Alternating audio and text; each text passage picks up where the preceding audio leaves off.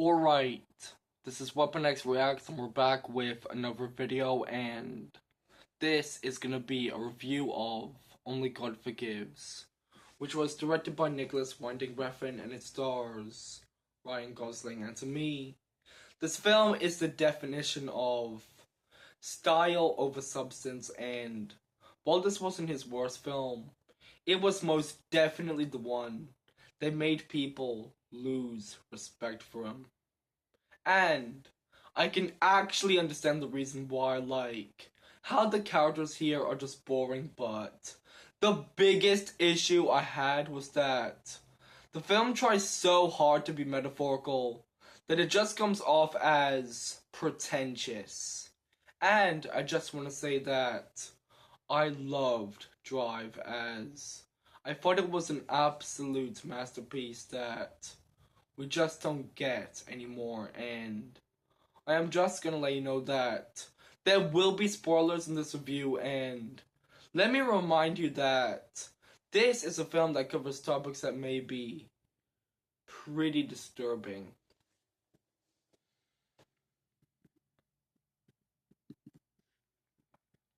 So first off, I am going to get started with the plot.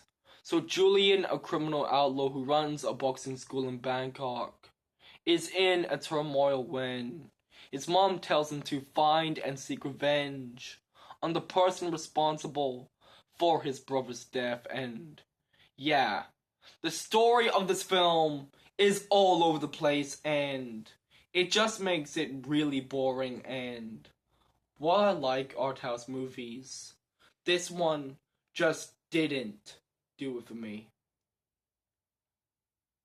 I'm going to explain the opening scene of this film. So, we first see a boxing club, which is actually a front for people to deal drugs, and then we get introduced to Billy, who is a dangerous criminal and the brother of Julian.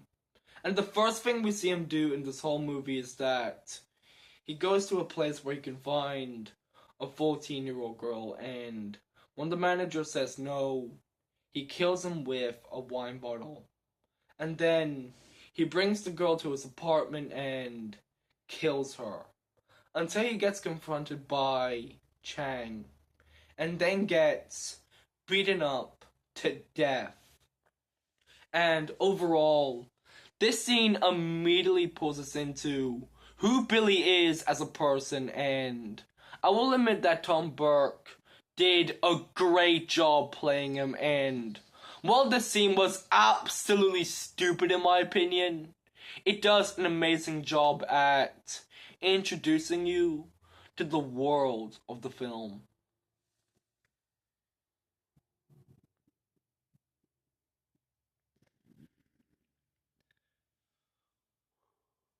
Ryan Gosling's performance was just bland and forgettable, and guess what? He says 17 lines throughout the whole movie. And it all shows that he is a man that went through a lot of shit in his life, and while he tries to make Julian a compelling character, the problem is that the film doesn't give him anything else to work with. And if there is one thing I actually liked about his character, is that his relationship with his mom is actually complex and kind of interesting in a way, as it shows that he is someone that tries to impress her but gets shut down. And what makes it worse is that he gets emasculated all the time because his mother preferred his brother more than him. And Julian always has to try to act like a obedient little child to her. And this highlights that he is a broken individual, and it really adds a lot to the film.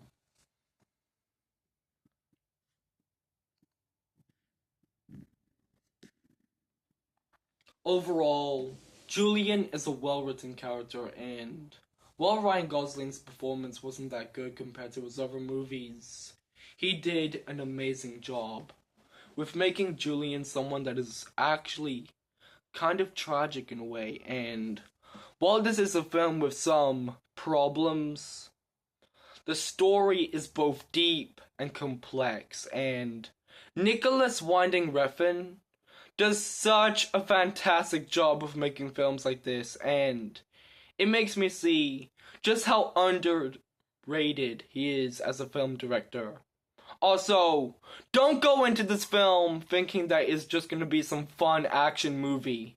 It's not. And my main issue with this film is that this character only exists for the story, instead of giving you time to really care about him.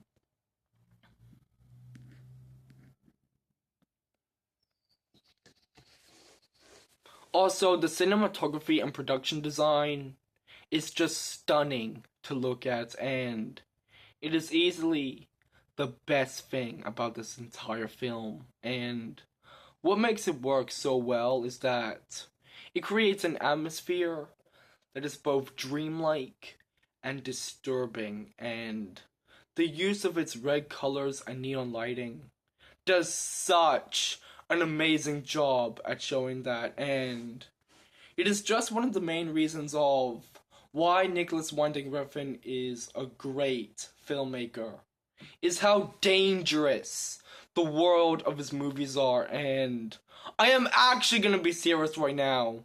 If you take away the great cinematography, then what you're left with is a dull film with a narrative that doesn't make any fucking sense. And I really got to respect the cinematographer for his work here, as in my opinion, this is his best film. And I just want to let you know that he worked on Stanley Kubrick's Eyes Wide Shut, which is a great movie that I totally recommend you should watch. And it's pretty relevant to the modern society we live in right now. Especially when you look at the shit that happened last year with Sean Diddy Combs. And he's even on trial right now.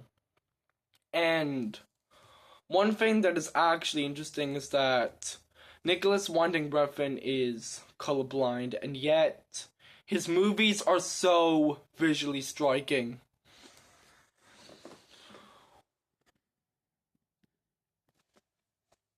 Kirsten Scott Thomas gave an amazing but over-the-top performance as Crystal, who is Julian's mother, and what makes her character so interesting is how abusive she is to Julian.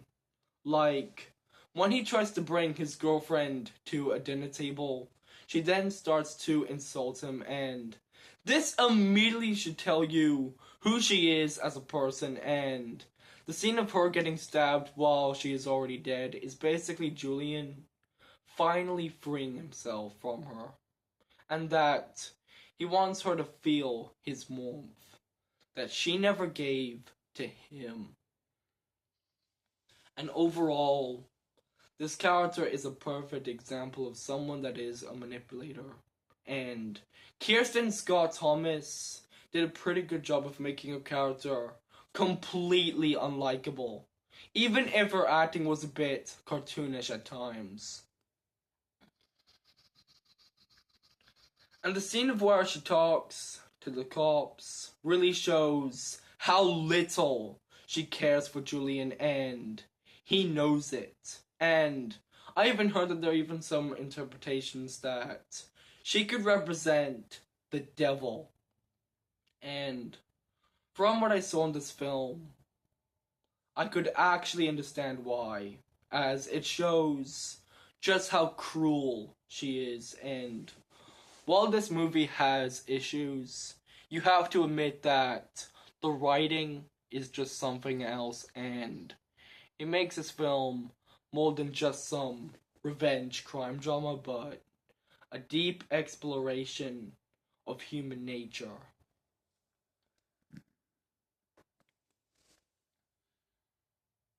Also, the actor who played Chang did a great job with what he's been given, and just like Julian, he's less of a character and more of an idea.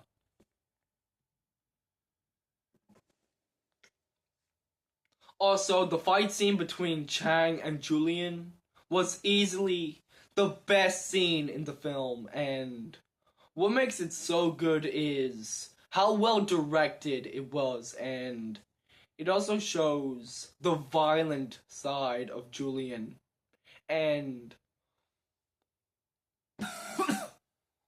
one thing I want to say is that the action scenes in this movie are crazy good, and this scene does a great job of showing this. And every single time when Julian tries to land a punch on Chang, he just gets knocked down. And then, after all that, he loses. And overall, this was a great scene, but personally, it felt like wasted potential for a film that already is one.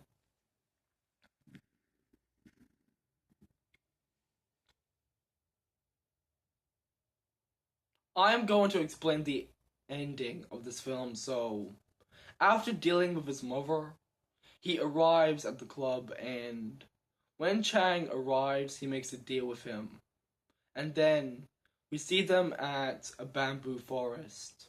And then he chops off Julian's hands, and what makes this scene so interesting is that Julian wants to find forgiveness. And his hands are symbolic because it represents the sins that he committed. And he wants to be free from that. And yeah, I know. This is a weird fucking movie.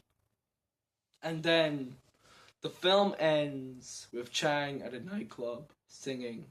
And overall, this ending was a great conclusion to a film like this. And while it was so atmospheric and surreal, it does a great job with highlighting the film's themes of finding forgiveness and peace. And while I fucking hated this movie, the ideas behind it were actually pretty compelling and interesting in a way. And there's even another ending of where we see an armless Julian getting fed by May. And I can actually understand the reason why it was cut, because it would have been a bit obvious and strange for the audience. I mean, what do you expect? This movie is already strange already. Also, the soundtrack by Cliff Martinez is just haunting and gripping, and it really fits the film's dark tone, and I'm going to show you an example of it right now.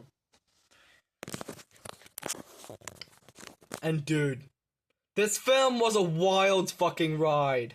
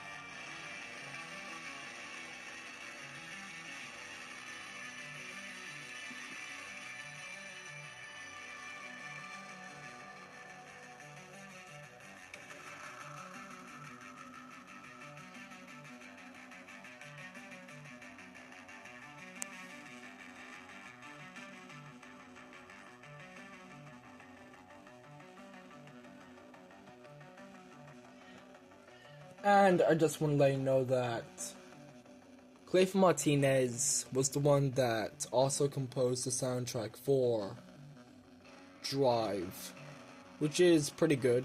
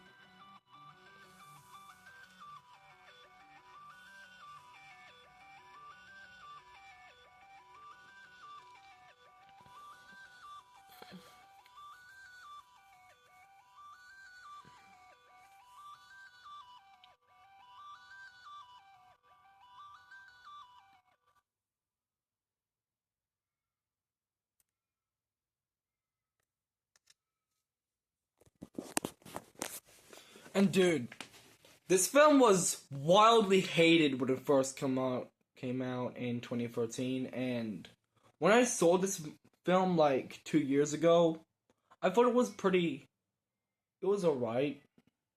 And I think maybe nowadays it'll be pretty forgotten now, and it'll be seen as like a cult classic at this point. But yeah, I don't know. This film was strange in every single way. The writing, it's so ambiguous for the modern audience. I mean, seriously, I do not want the modern audience of today to go see this film, because they probably won't understand it, or they just won't watch it. It's just that simple. Films like this don't get made that much anymore, because nowadays we get slop that just love to spoon feed you, instead of giving you time to actually think about what the fuck is going on.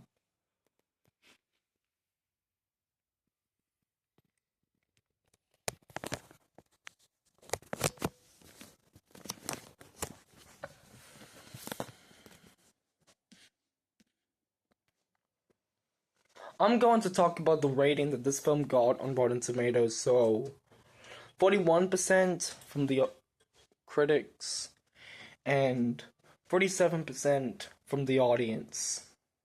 And I'm gonna be reading out the reviews right now. So, for the first one, technically flawless, but lacks any compelling reason to care about what's happening. For the second one, it's yet another case of something that is all style and no substance or point.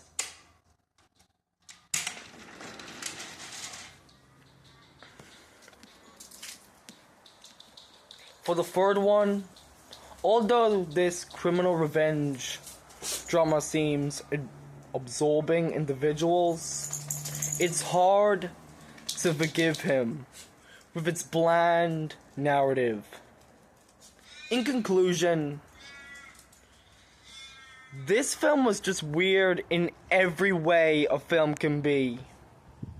And while there are some moments that are actually pretty good, this film is not for everyone, as it's a film that I would describe as trippy. And if you want to watch this film, be prepared, because it is going to be an experience you will never forget. And that is what I got from this film. And personally, I think it is so much better than the crap that comes out of Hollywood nowadays. Because Hollywood thinks ideology is more important than art. And it's nice having a film like this in an era where these films don't exist anymore. And the reason why I did this review is because when I watched The Weeknd's new film, Hurry Up Tomorrow, which is a piece of garbage, by the way, it reminded me of this film. And I will say that at least this film had actors who knew what they were doing. And yeah, that is my thoughts on Only God Forgives. And what did you think about it? And it's a film that he even has some influences of David Lynch, which I could definitely see throughout its whole 90-minute runtime. Now, just the fact that this movie is 90 minutes and yet it's so confusing is just absolutely insane. Also, anyway, that's all I got for today. Go away now, and always remember, strike back like a weapon against wokeness.